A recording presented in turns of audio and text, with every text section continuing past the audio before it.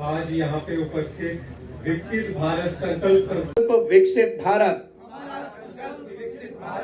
धन्यवाद। अब ये सभी संकल्पित सदस्य मंच पर बैठेंगे और अन्य मंचासीन पदाधिकारी नीचे प्रमुख आमंत्रित करना चाहूंगा मुकेश जी डालमिया, आप पधारे और अपना उद्बोधन भाषण दें।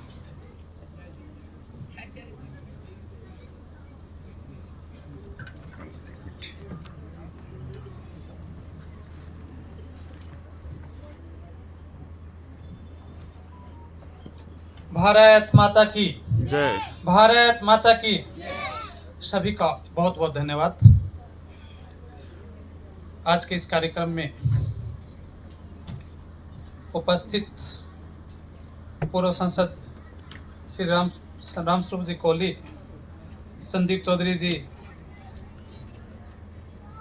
इस संस्थान के सर्वेसर्वा डॉक्टर महेश जी शर्मा, श्री तुलसीराम जी शर्मा, श्री द्वारका जी गोयल, किशन जी, श्रीमती गीता शर्मा जी, ज्ञानी राम जी शर्मा, श्री ताराचंद जी, विकसित भारत संस्थान से जुड़े हुए सभी पदाधिकारियों, सदस्यगण एवं आए हुए सभी गणमान्य, आप सभी का आज के इस कार्यक्रम में पहुंचने पर मैं अपनी ओर से हार्दिक अभिनंदन करता हूं, स्वागत करता हूं। आज का ये कार्यक्रम अपने आप में विशेष है क्योंकि विकसित भारत संस्थान द्वारा इस देश को आगे ले जाने के लिए एक संकल्प लिया गया और उसी के अंतर्गत आज का ये कार्यक्रम भी किया गया है। मुझे बहुत ज़्यादा समय नहीं हुआ इस संस्थान से जुड़े हुए। पिछले दिनों आदरणीय डॉक्टर महेश जी शर्मा से बात हुई, फ़ोन पर बात हुई और उन्होंने इस संस्थान के विषय में मुझे जानकारी दी। इसके साथ साथ उन्होंने मुझे ये भी बताया कि उनका एक संकल्प था कि एक निश्चित अवस्था के बाद, एक निश्चित आयु के बाद वो अपना पूरा जीवन इस देश के लिए समर्पित कर देंगे। अभी उन्होंने अपने संबोधन में भी ये बात कही थी कि वो अपना पूरा जीवन इस राष्ट्र के नाम कर देंगे। मैं समझता हूँ कि ये एक बहुत बड़ी बात है। जब हम स्वयं से बाहर निकल करके, स्वार्थ के जाल से बाहर निकल करके परमार्थ के विषय में सोचते हैं, मानवता के लिए कार्य करते हैं, अपने समाज और अपने राष्ट्र के लिए कार्य करते हैं, तो ये जो है बहुत बड़े बदलाव की तरफ संकेत है। तो इसके लिए मैं डॉक्टर महेश शर्मा और आप सभी को बधाई देता हूँ, शुभकामनाएं देता हूँ। और जब हम विकसित भारत की कल्पना करते हैं तो हमारे दिमाग में देश के चहुमुखी विकास की बात आती है। फिर चाहे वो अर्थव्यवस्था का क्षेत्र हो, शिक्षा और स्वास्थ्य की बात हो, हमें अपने स्कूलों को, अपने अस्पतालों को हर तरह की सुविधा देनी होगी। अर्थव्यवस्था को मजबूत करने के लिए हमें उद्योगों को बढ़ावा देना होगा और इसके लिए युवाओं को प्रोत्साहित करना होगा। और इस तरह हम अपने देश का चारों तरफ से विकास कर सकते हैं। लेकिन इससे पहले मैं एक बात और कहना चाहूँगा कि जब हम अपने राष्ट्र के लिए, अपने समाज के लिए और समाज के लोगों के लिए कुछ करने की सोचते हैं तो शुरुआत हमें सबसे पहले स्वयं से करनी होगी कि किस तरह हम स्वयं को शारीरिक रूप से, मानसिक रूप से और कहीं ना कहीं आर्थिक रूप से समर्थ बनाएं। शारीरिक रूप से समर्थ बनाने के लिए हमें अपने शरीर पर, अपने स्वास्थ्य पर ध्यान देना होगा। उचित खान पान द्वारा और योगा प्राणायाम द्वारा हम स्वयं को स्वस्थ रख सकते हैं, शारीरिक रूप से ताकतवर बना सकते हैं।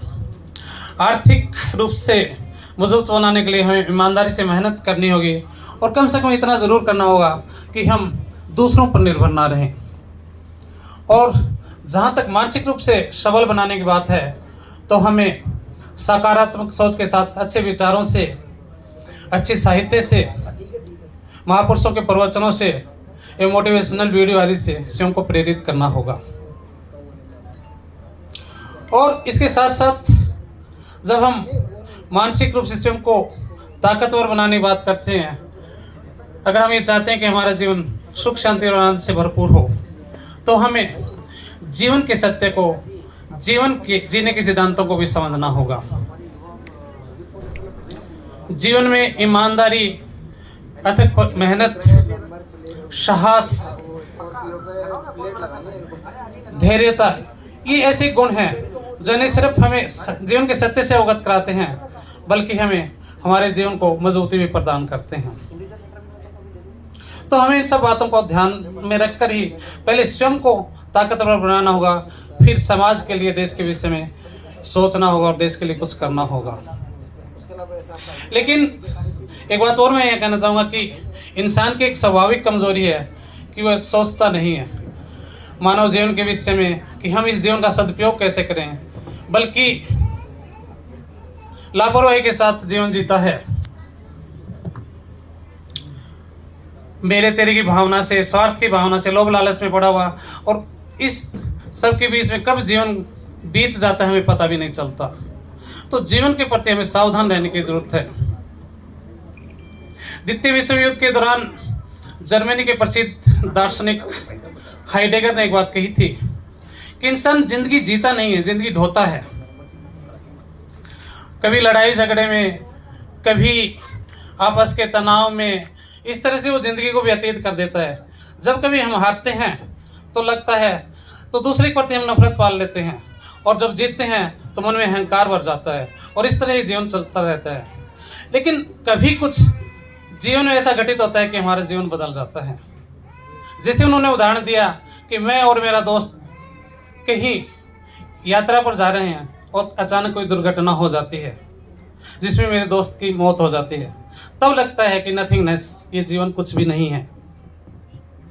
तब जीवन के मायने समझ में आता है। तो हमें समय रहते विचार करना है, नहीं तो जब जीवन का अंतिम समय आता है तो सिर्फ धोखा रह जाता है कि हमने अपने जीवन का सदुपयोग नहीं किया। लियो दा विंची ने भी अपने अंतिम समय में बड़े खेद के साथ एक बात कही थी कि मैंने ईश्वर और इंसानियत दोनों के साथ अन्याय किया है।